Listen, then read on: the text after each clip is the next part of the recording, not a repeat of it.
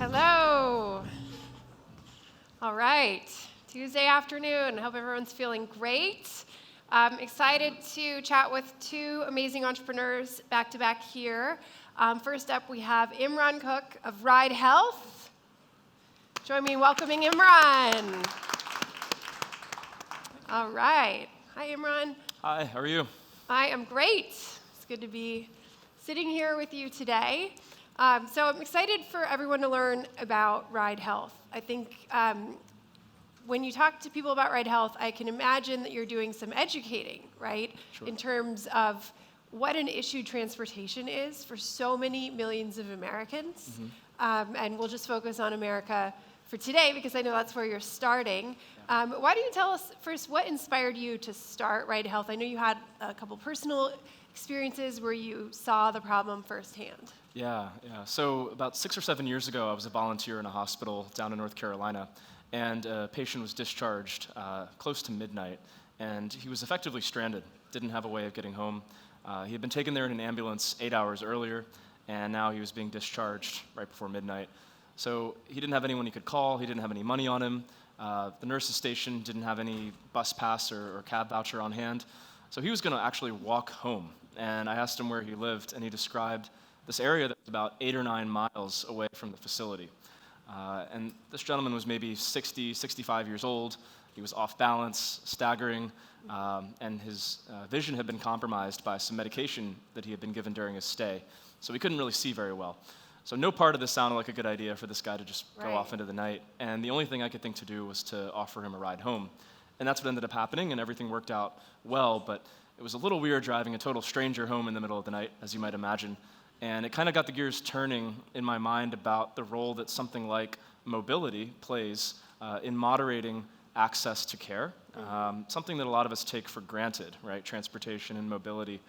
But for millions of Americans, as you mentioned, federal data show that 3.6 million people, at least, miss or delay care every year due to transportation barriers. And this disproportionately affects those who are lower income and have difficulty affording transportation, those who are elderly and may no longer drive on their own and don't always have support resources around to fill that gap, those who have physical mobility limitations and need more sophisticated assistance, as well as those in rural areas where the distances are long and public transit's not available. So this really impacts the most vulnerable Americans, and that is what sparked us to create Ride Health and address the communication and coordination barriers that exist among patients, healthcare delivery systems, payment systems, and transportation providers. It's so fascinating because it's not a social determinant of health that people think of because we're so fortunate. So many of us in this room, we don't have to think about how we're going to get to the doctor. Right. But for so many people, that barrier is the difference between getting the care that they're going to get or not. So can you tell us a little bit more about how it works? Because maybe some people in the room, speaking of privilege, we might say people can take an Uber. Yeah. It's much more complicated than that because you're actually working with health systems, you're working with government. Something much more nuanced is required to solve this challenge. Can you tell us more about it? Absolutely. So as you said, we work with health systems, we work with health plans across the managed care landscape, from Medicare to Medicaid to duals to manage long-term care and even PACE programs.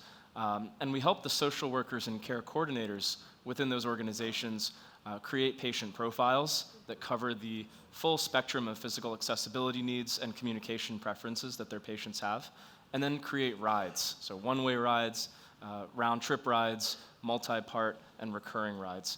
And when those rides are created, we coordinate the fulfillment of them across our network of transportation providers. So there's 1,400 public transit agencies around the US.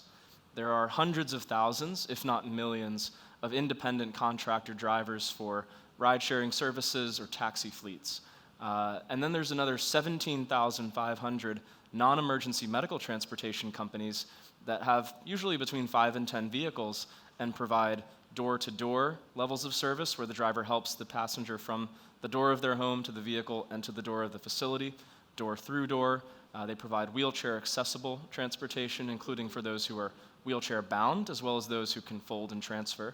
those who need to lie flat during transport with stretcher vans, and those who need basic or advanced life support ambulances. So when you think about that full spectrum of mobility, there has to be an organization that can help the healthcare organizations make sense of all of that and really be a translator and an aggregator and a coordinator with that whole world of mobility, and provide a level of oversight and care that these often frail or elderly or otherwise disadvantaged patients need to have a good experience. Mm-hmm. And this can impact so many different outcomes. One of the things that we were talking about in the green room is some of the work that Ride Health is doing to impact addiction and the opioid crisis, which I thought was really fascinating. Can you share a little bit about that? Yeah, absolutely. So we address a lot of different service lines, from oncology to behavioral health, and certainly a part of behavioral health is substance use disorder, and especially opioid addiction being such a major issue these days. And so for us, it's really about how do you build capacity in communities across the country where there may not be transportation providers who are always readily available to help folks with these nuanced, very sensitive needs, people who are actively in recovery and need a driver who understands what that means. Mm-hmm. And so we really think about how do we bring training and curriculum to these sort of small mom and pop NEMT companies to help them develop the skills and capacity to serve those needs. And how do we identify that need working with our health system and health plan customers? Because for the health systems and health plans, we're really impacting measures like appointment adherence, so making sure people actually get to and from those appointments and sort of adhere to their care plan. We're also impacting for hospitals delay of discharge and making sure that they're making optimal use of their limited bed capacity. And on the health plan side, helping ensure a high quality member experience. And so some of the results we've seen so far have been really incredible, especially over the past year. We've been able to demonstrate a 75% reduction in no-shows within oncology visits. We've been able to demonstrate an ROI on investing in transportation as a lever for ensuring primary care appointment adherence to see a 7-fold return on investment. Wow. for some health systems. We've been able to see 20% improvements in emergency department operational flow from more on-time discharge. So those are some of the impacts on the health system side. On the health plan side, we're working with managed care organizations in 10 states now to help their members access care and see higher quality outcomes at a lower cost. Mm-hmm. That's fantastic. So you're really collaborating with everyone because you're working in such a complex system. What are some of the groups or organizations that you've partnered with that have been the most sort of transformational for you as a business? Yeah, one that comes to mind is in Memphis, Regional One Health. They have a really interesting program focused on super utilizers, people who are frequently in and out of the emergency department. Right. And they really provide wraparound support for these patients. And over the past year or so, they've introduced transportation as an additional resource.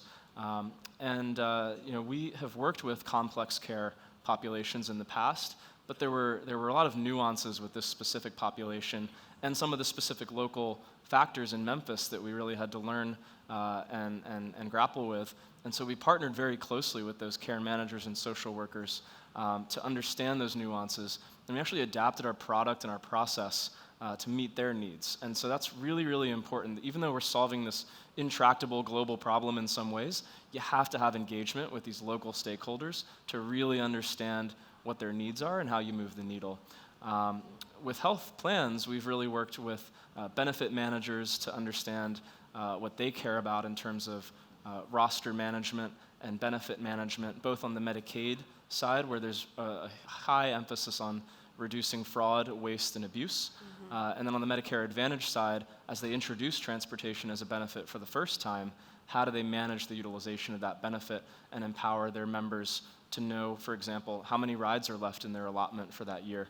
And so we've really adapted our product based on learning and collaborating with those health plan stakeholders and built something that we're very proud of and will continue to iterate on. So collaboration is key. Totally.